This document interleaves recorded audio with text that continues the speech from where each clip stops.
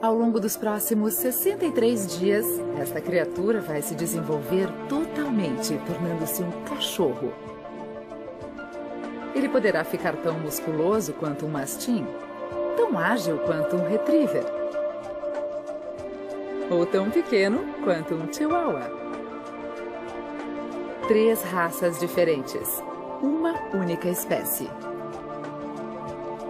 Ao longo deste programa, poderemos ver o surgimento dessas diferenças. Pela primeira vez na televisão, imagens inovadoras e efeitos visuais cientificamente precisos mostrarão 3 raças diferentes arfando e até correndo em exames de ultrassom. Abriremos uma janela para o mundo oculto da vida no ventre. Vida no ventre. Cães.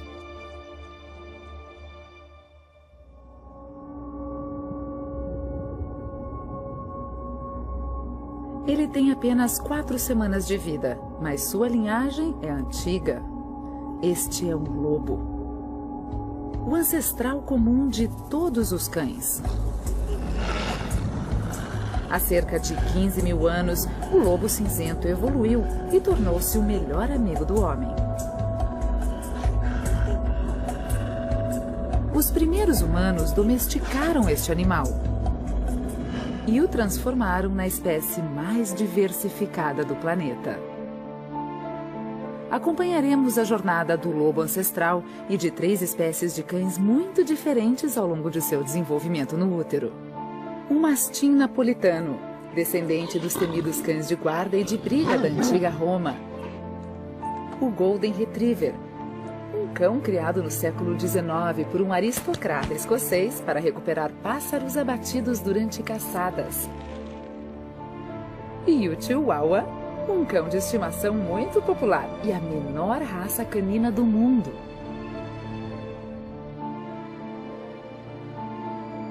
Três animais muito diferentes, com um ancestral em comum.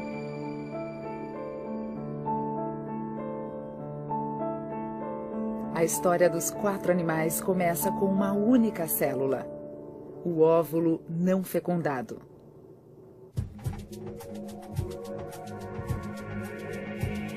Estimulados por um aumento hormonal, até 20 óvulos são liberados ao mesmo tempo, prontos para serem fertilizados. Quando a fêmea entra no cio, estimulantes químicos chamados feromônios são liberados na urina. Para nós são inodoros, mas os cães sentem o cheiro a quilômetros de distância. No início, a fêmea rejeita os avanços do macho e pode até reagir agressivamente se o macho tentar copular. Esta curiosa contradição de atrair machos antes de estar pronta pode ter o objetivo de estimular a competição entre os cães, permitindo que a fêmea tenha mais opções de acasalamento.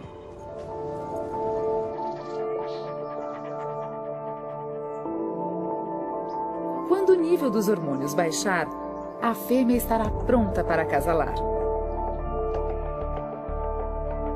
O pênis do cão, como o de muitos mamíferos, contém um osso. Ele proporciona maior rigidez e prolonga o acasalamento. Apesar de tudo, ele não garante o sucesso. O macho costuma acasalar várias vezes com a fêmea até conseguir o seu objetivo. O que acontece em seguida é exclusivo do cão e de seus parentes selvagens. A base do pênis incha e o macho fica preso à fêmea. O processo pode durar até 1 hora.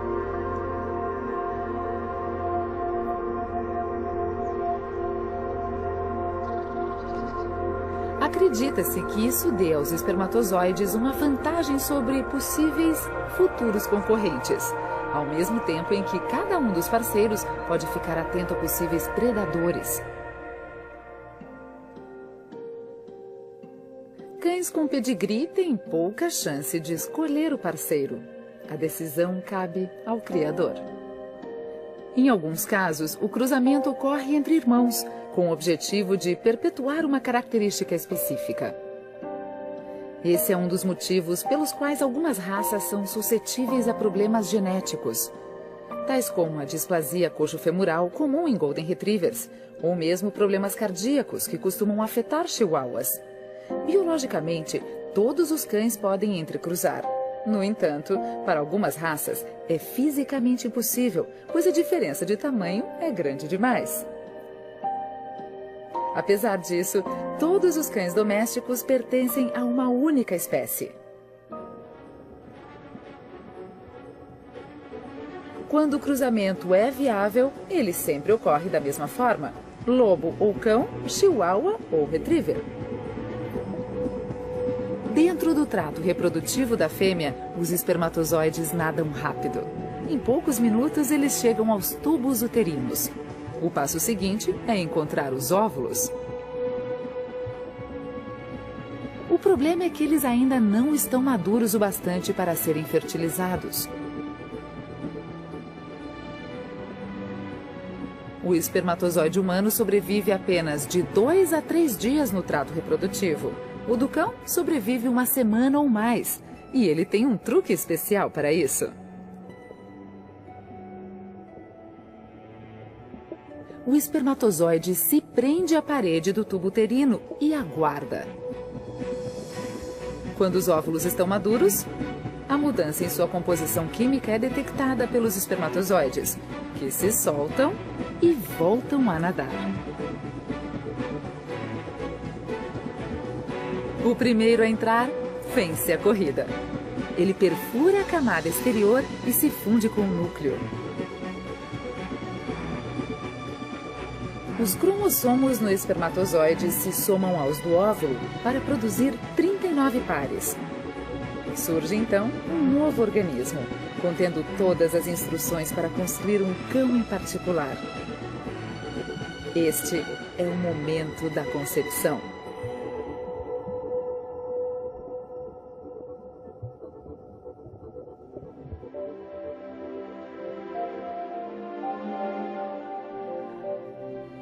Logo após a fertilização, todos os óvulos se dividem e começam sua jornada em direção ao útero. A gravidez de uma cadela dura aproximadamente 63 dias. A de uma loba dura o mesmo tempo. É um reflexo de sua ancestralidade em comum. Uma comparação entre os DNAs do lobo e do cão revela que os cães evoluíram dos lobos há cerca de 15 mil anos.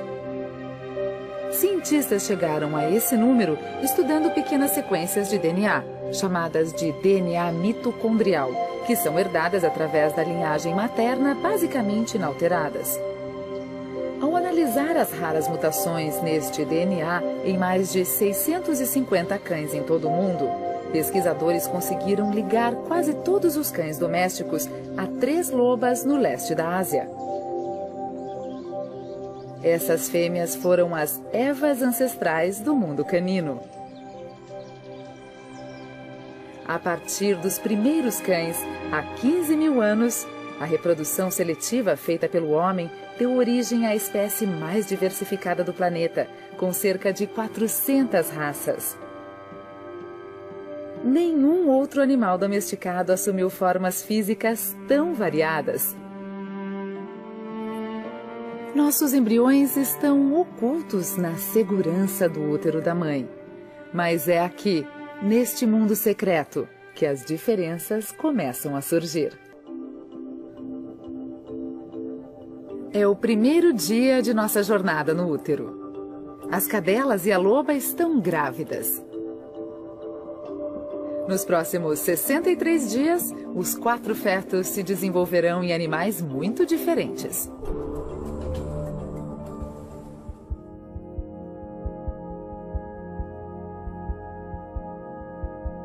Após 17 dias, os embriões se implantam. Isto ocorre mais tarde nos cães do que em outros mamíferos, talvez porque seus óvulos demorem mais para amadurecer. À medida medida que cada embrião se prende, o útero contrai. Isso estimula o implante e cria um espaço regular entre eles. Os embriões passam por um processo chamado gastrulação. A massa celular começa a se reorganizar para assumir a forma de um corpo. Ela deixa de ser um amontoado disforme e passa a ser um animal em formação.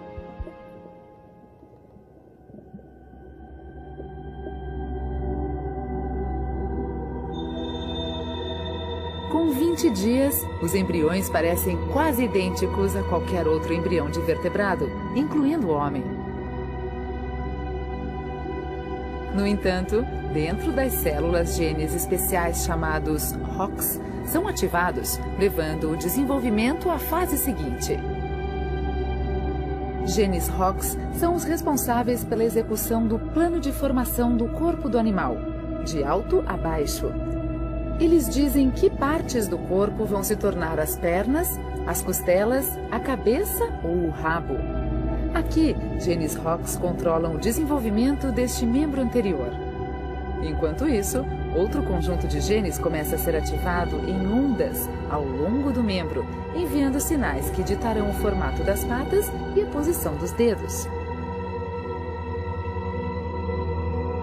Genes de desenvolvimento irão determinar a cabeça grande do mastim napolitano, o focinho comprido do retriever e as orelhas grandes do chihuahua.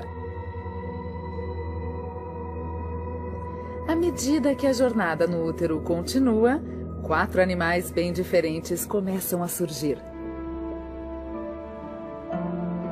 Com 30 dias, os planos corporais dos 3 cães e do lobo estão em andamento. Os membros estão crescendo. Os principais órgãos já estão presentes. E o coração começou a bater. Há uma protuberância no ponto em que o cordão umbilical se liga ao embrião. Ela contém os intestinos. Eles crescem fora do corpo, porque não há espaço para eles na cavidade corporal. Quando o corpo estiver grande o bastante, eles teriam assumido seu lugar dentro do abdômen. A semelhança dos embriões nesta fase é uma evidência de sua herança genética comum. Mas isso levanta uma questão intrigante. Como ocorreu exatamente a transformação de lobo a cão? Evidências arqueológicas comprovam que lobos e homens partilharam o mesmo habitat e caçaram as mesmas presas durante 500 mil anos. No entanto, há cerca de 15 mil anos, alguns desses lobos deixaram de ser concorrentes na caça e passaram a ser nossos ajudantes e companheiros. Mas como? Alguns lobos podem ter aprendido a se alimentar dos restos de alimentos dos primeiros assentamentos humanos. Os animais menos tímidos começaram a viver cada vez mais perto dos homens. Por fim, esses lobos semi-selvagens foram se tornando cada vez mais domesticados por meio da reprodução seletiva. No início, o homem criou os primeiros cães domesticados para ajudarem na caça. Algumas teorias sugerem que isso deu ao homem primitivo uma vantagem sobre seus concorrentes. Biólogos acreditam que as mudanças na aparência e no comportamento ocorreram ao longo de poucas gerações. E há uma boa prova de que isso de fato tenha ocorrido. Nos anos 50, um geneticista russo realizou um experimento para verificar se era possível domesticar raposas selvagens, da mesma forma que o homem primitivo fez com os lobos. Surpreendentemente, ele conseguiu produzir um animal totalmente domesticado em apenas 6 gerações. Não só isso, ao longo do tempo, as orelhas da raposa se tornaram flácidas, como as do cão, suas pernas encurtaram e o crânio e os dentes ficaram menores. O processo certamente foi mais lento nos primeiros assentamentos humanos. Mesmo assim, o experimento russo mostra que a reprodução seletiva pode gerar mudanças significativas em um tempo extremamente curto.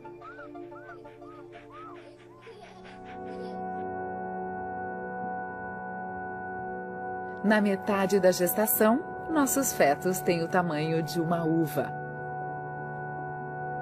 Os embriões de cachorro ainda parecem totalmente lupinos. O globo ocular e o olho começam a tomar forma.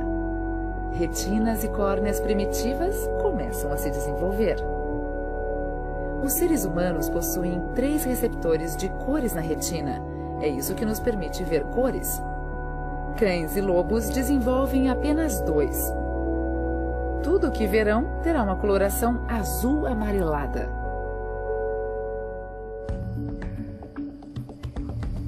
A razão para isso está na forma como os lobos caçam.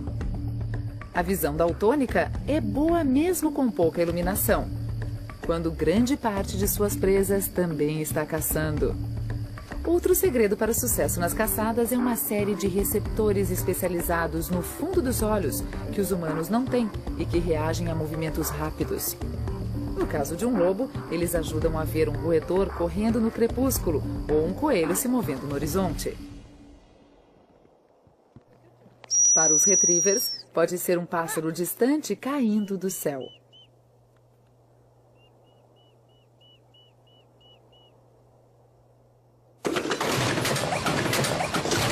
Eles também permitem ao Greyhound avistar uma lebre correndo em alta velocidade.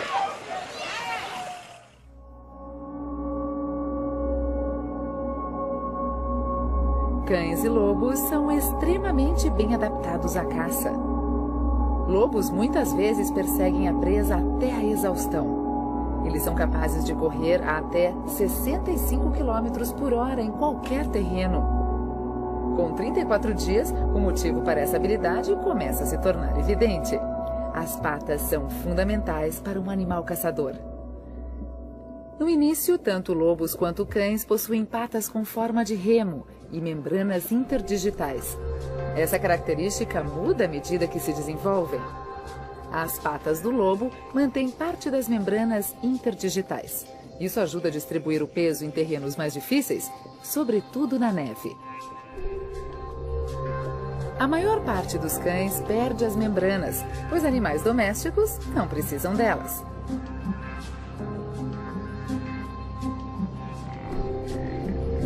Lobos possuem pelos ásperos nas almofadas das patas e garras fortes para dar firmeza em superfícies escorregadias. Também possuem vasos sanguíneos especiais para evitar que as almofadas das patas congelem. As patas também são utilizadas para localizar outros lobos. Glândulas entre os dedos do animal deixam marcas de odor que permitem a toda a alcateia saber onde cada lobo esteve.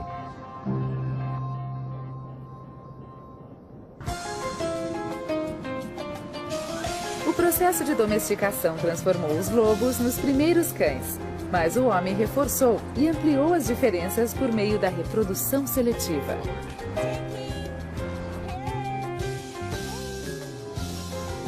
Uma das características escolhidas foi o tamanho pequeno. Para evoluir de um lobo grande a um cão pequeno, como o Chihuahua, deve ter havido uma mutação genética. Ninguém sabia exatamente como isso havia acontecido, até que geneticistas passaram a analisar o genoma canino. Os estudos revelaram que todas as raças pequenas possuem a mesma mutação no mesmo gene. O novo gene pode ter surgido cerca de 10 mil anos atrás. Mas um mistério permanece.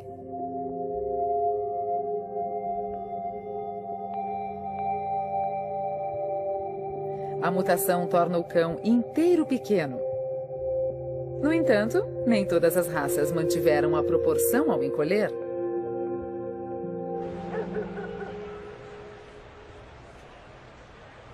Muitos cães, como os Basset, possuem pernas curtas desproporcionais.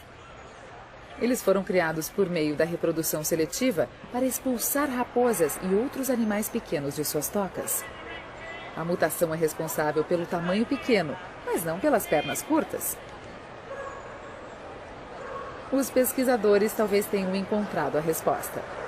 Uma mutação em outro gene causa uma forma de nanismo nos humanos. Agora os cientistas procuram a mesma mutação nos cães. Ainda não se chegou a uma conclusão, mas é possível que alguns cães apresentem nanismo pelo mesmo motivo que os humanos.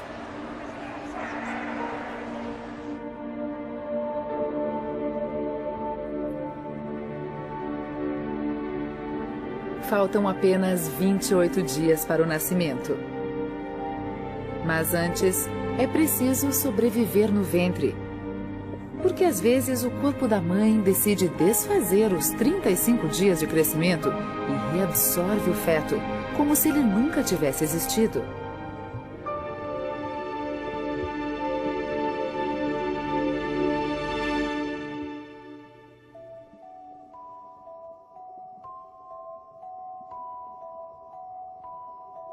Na segunda metade da gestação, o desenvolvimento é acelerado. Dentro de 4 semanas, os filhotes serão animais bem distintos, se sobreviverem.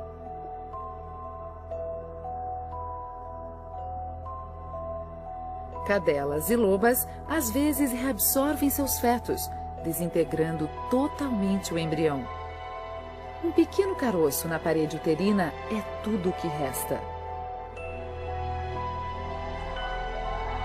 Os lobos evoluíram numa época em que havia muitos predadores. Por esse motivo, desenvolveram uma técnica visando maximizar o índice de sobrevivência. Pode parecer ilógico, mas a reabsorção de alguns fetos dá aos sobreviventes uma chance maior.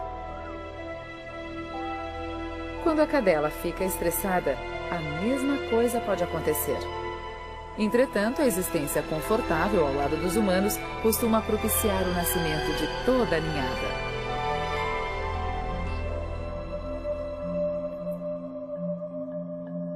Com 36 dias, o perigo passou. Os filhotes continuarão se desenvolvendo, mas o tamanho das ninhadas varia bastante. Comparado às mulheres, as cadelas têm um número grande de filhotes. A mastim tem 7 no útero, cada um deles em sua própria bolsa amniótica. A retriever tem 8. A chihuahua, no entanto, espera apenas 2 filhotes. Ela é pequena demais para ter um número maior. No entanto, até mesmo os filhotes de chihuahua são grandes o bastante para serem mostrados por meio de uma nova técnica de ultrassom. Exames de ultrassom em 4D produzem imagens tridimensionais movendo-se em tempo real. O especialista passa cuidadosamente a sonda sobre o abdômen da cadela. Após alguns instantes, a imagem dos fetos surge na tela. Esta é a primeira vez que os fetos de uma chihuahua são mostrados em um exame de ultrassom em 4D. Com pouco mais de um mês de gestação, eles já se movem.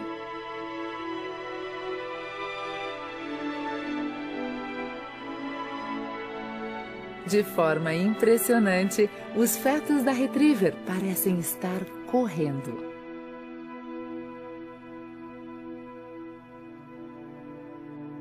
Eles também praticam outro aspecto familiar do comportamento canino, arfar.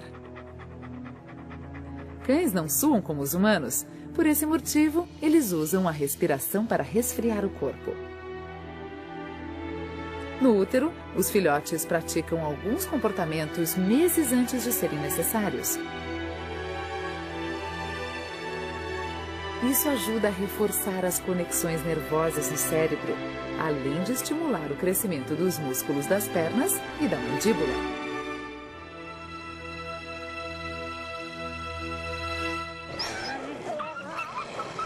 Esses são os músculos de que os lobos mais precisam para uma caçada bem-sucedida. Nós reforçamos os pontos fortes em muitas raças domésticas, de acordo com os nossos interesses. A energia de um retriever ao buscar a caça, ou a força de que o mastim precisa para proteger o seu dono.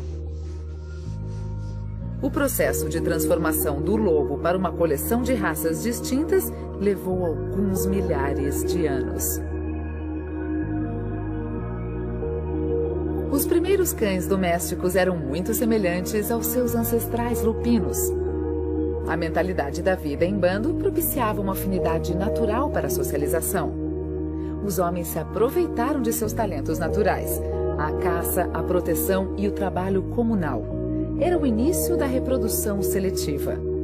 Se dois cães possuíam características semelhantes, o filhote provavelmente seria igual.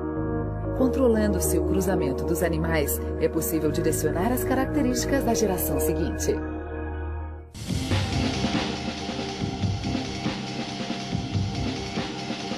Os antigos egípcios já criavam cães velozes e hábeis na caça 5.000 anos atrás.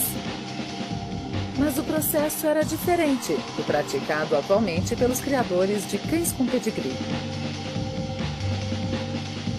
A ideia de criar raças e depois mantê-las puras tem apenas 300 ou 400 anos de idade.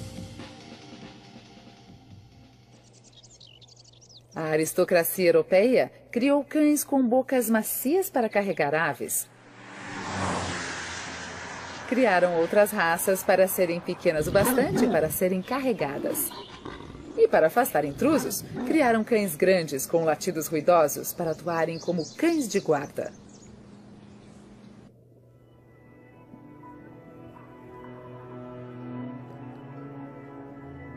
Com 39 dias, todos os fetos estão crescendo rapidamente. Nos próximos 24 dias, ocorrerão mudanças fundamentais. As orelhas e os narizes crescerão, o formato dos corpos mudará. E, finalmente, se tudo der certo, eles nascerão.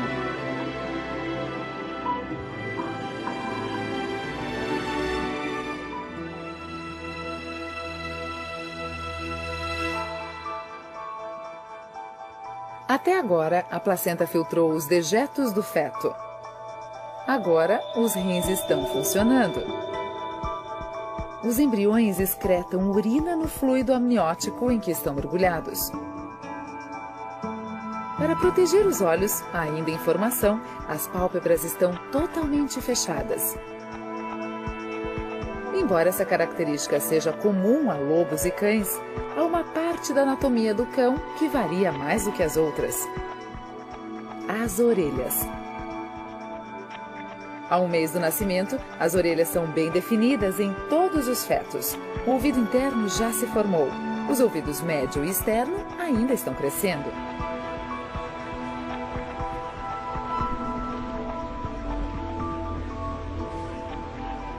A domesticação fez as orelhas dos cães abaixarem ou caírem completamente.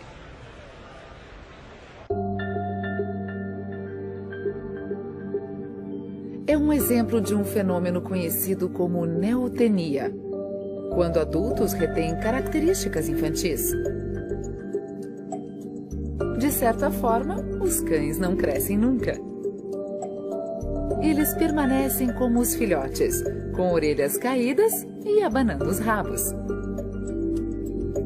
Isso, em parte, se deve à escolha pelo homem dos comportamentos juvenis de sociabilidade e submissão. O resultado é a retenção de outras características juvenis.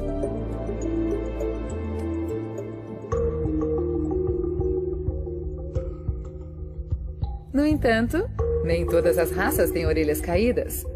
Em alguns casos, o homem recriou as orelhas eretas do lobo e ainda, puramente por motivos estéticos, o chihuahua. O latido do cão é outra característica juvenil. Lobos adultos raramente latem.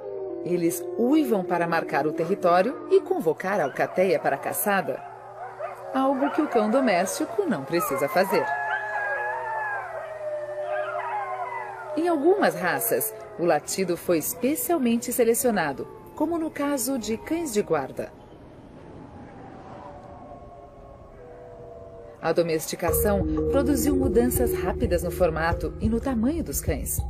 Agora, os cientistas descobriram por quê. Existe um capricho genético ligado ao focinho, que literalmente acelerou a evolução dos cães.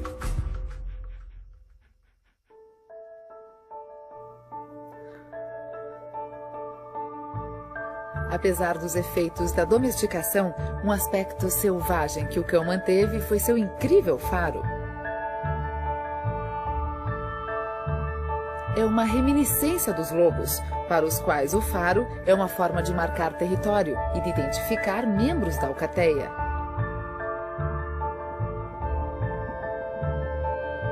Para um órgão tão importante, o focinho se desenvolve relativamente tarde, com cerca de 2/3 da gestação. Ao estudarem um fenômeno genético chamado repetições em tandem, cientistas podem ter descoberto por que o comprimento do focinho, entre outras características, difere tanto de uma raça para outra. Todas as variações nessa espécie são causadas por mutações que ocorrem de forma aleatória nos genes durante um longo período de tempo. Mutações por repetições em tandem são 100.000 vezes mais frequentes que mutações comuns.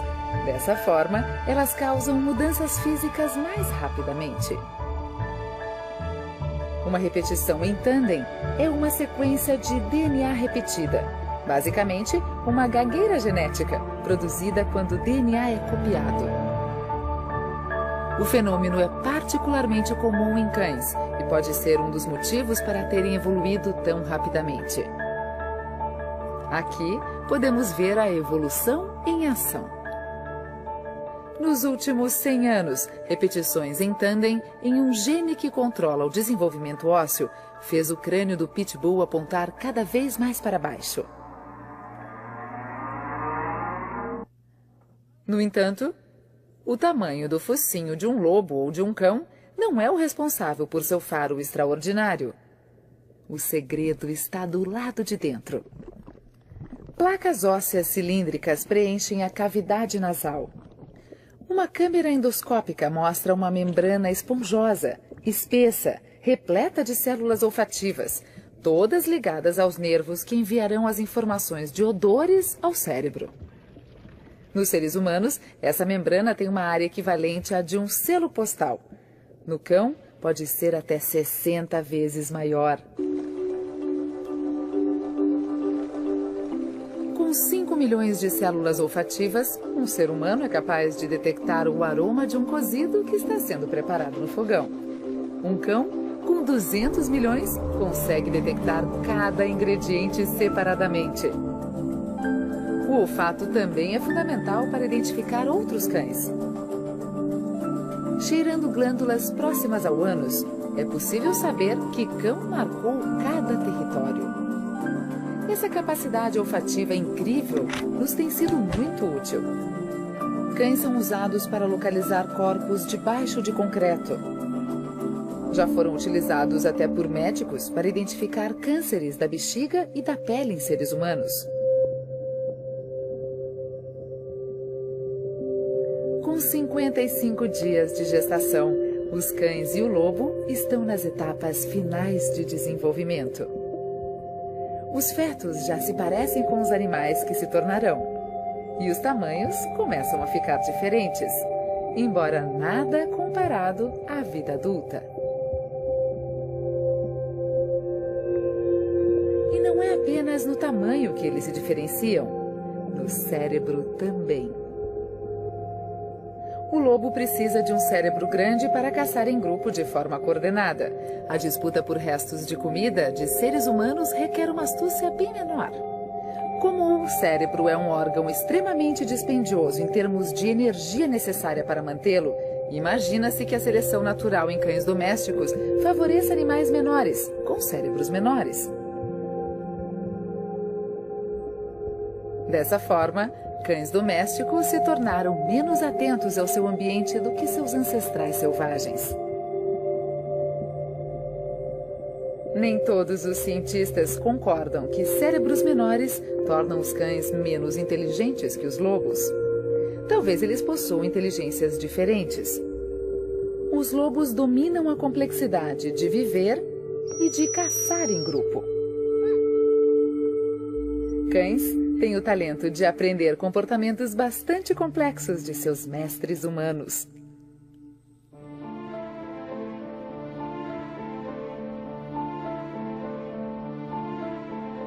Perto do nascimento, os filhotes se movem tanto que é possível ver seus chutes na barriga da mãe. Neste momento, a pelagem é visível. A cor dos pelos de um cão é um dos aspectos mais intrigantes do desenvolvimento e da evolução canina. Toda a gama de cores nos mamíferos tem origem na variação de apenas 2 tipos de pigmentos, preto e amarelo. Não são apenas os pelos que se desenvolvem nesta fase, o temperamento também. Os genes que controlam os pigmentos também controlam o nível dos hormônios de estresse e assim afetam o grau de nervosismo do animal. Cães de pelagem avermelhada tendem a ser mais temperamentais. A reprodução seletiva também produziu variações bizarras na pele de diferentes raças. Com 54 dias, o mastim já mostra suas rugas características. É outro produto da reprodução seletiva.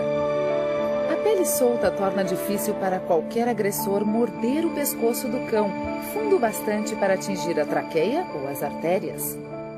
Reproduções seletivas recentes acentuaram ainda mais essa característica.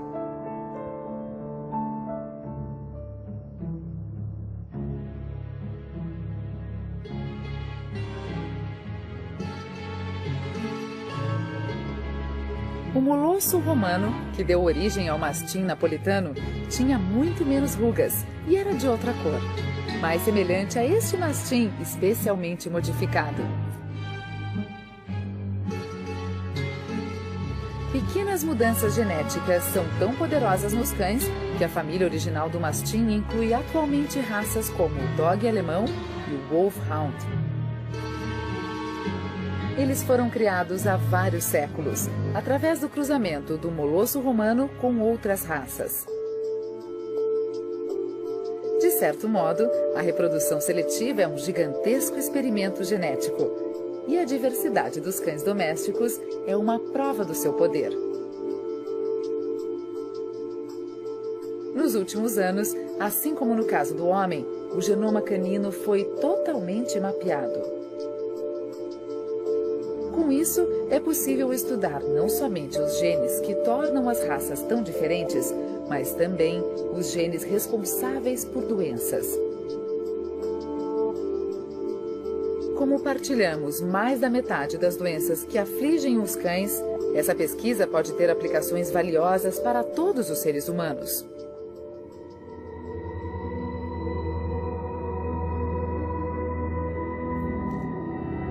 No 59º dia, o desenvolvimento fetal dos cães e do lobo é tão veloz que eles estão praticamente formados.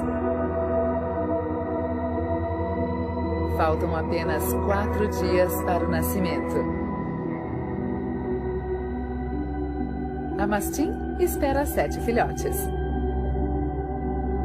A retriever, 8. A chihuahua, apenas 2. Os olhos ainda estão totalmente fechados. Eles têm bigodes e garras.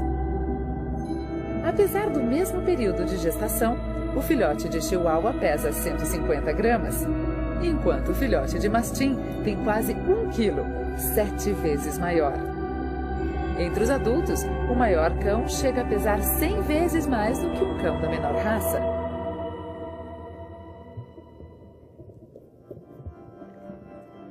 A jornada dos filhotes está quase acabando.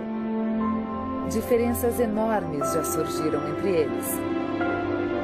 Ao longo do desenvolvimento no útero, essas diferenças foram se acentuando para criar 4 animais distintos. Cada um deles, produto de pressões evolucionárias e da reprodução seletiva. Agora, totalmente desenvolvidos no útero, os filhotes enfrentam o último desafio, a hora do parto.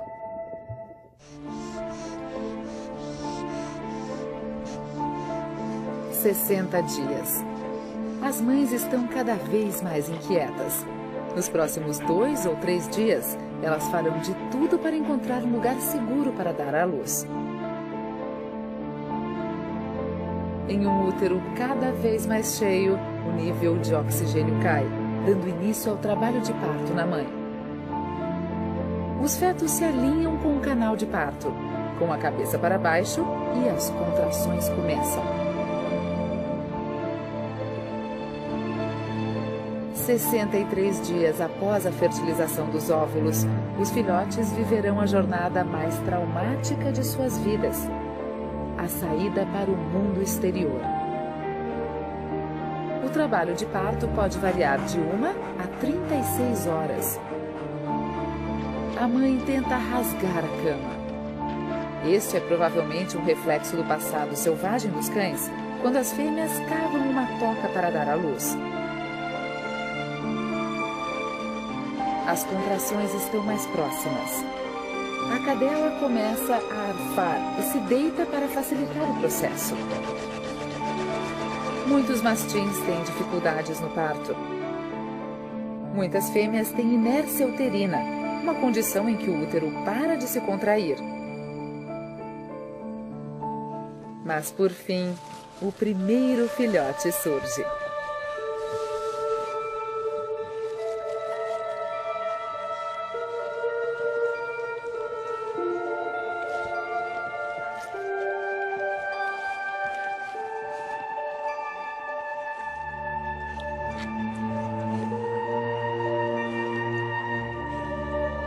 Muitas horas se passarão até que toda a ninhada tenha nascido.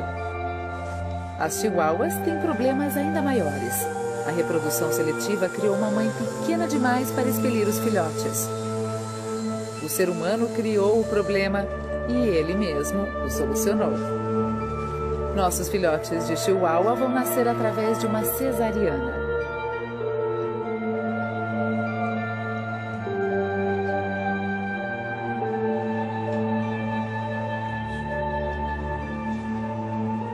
Após anestesiar a mãe, o veterinário remove o filhote maior, que pesa 170 gramas.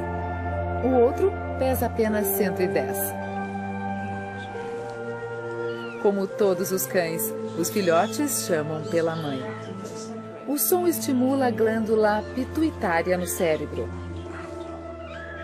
A glândula libera o hormônio ocitocina, que, por sua vez, estimula as glândulas mamárias a produzirem leite. Muito bem, este é o outro. Fantástico. Parece muito saudável. A retriever tem menos problemas. Com uma pequena ajuda humana, ela dá à luz a 8 filhotes saudáveis. O primeiro instinto da mãe é rasgar a bolsa amniótica e limpar o recém-nascido. Isso o estimula a respirar. A placenta tem uma última função. A mãe a come e ingere um produto químico que também estimula o fluxo de leite para as mamas. Depois de secos, os filhotes instintivamente procuram o ventre da mãe e começam a mamar, ganhando energia para um crescimento rápido. Enquanto isso, após 30 horas de trabalho de parto, todos os filhotes da mastim já nasceram. Ela tem 7 filhotes saudáveis.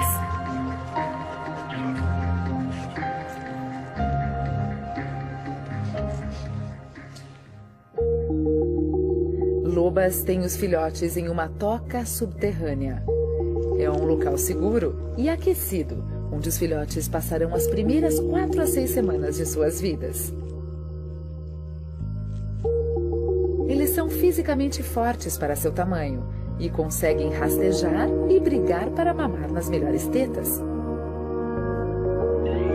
Todos esses recém-nascidos levaram o mesmo tempo para se formar: cães e lobos.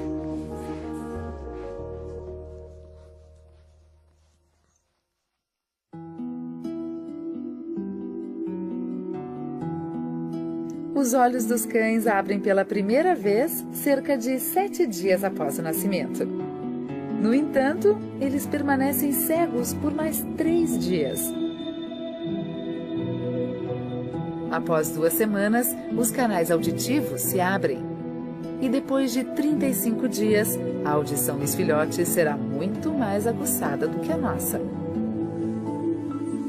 Os crânios dos cães e dos lobos recém-nascidos são muito parecidos e têm proporções semelhantes em relação aos corpos.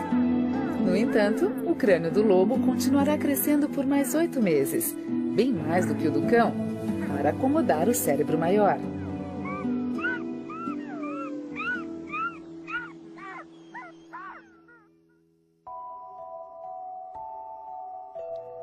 É uma jornada extraordinária, de uma única célula ao melhor amigo do homem em apenas 63 dias.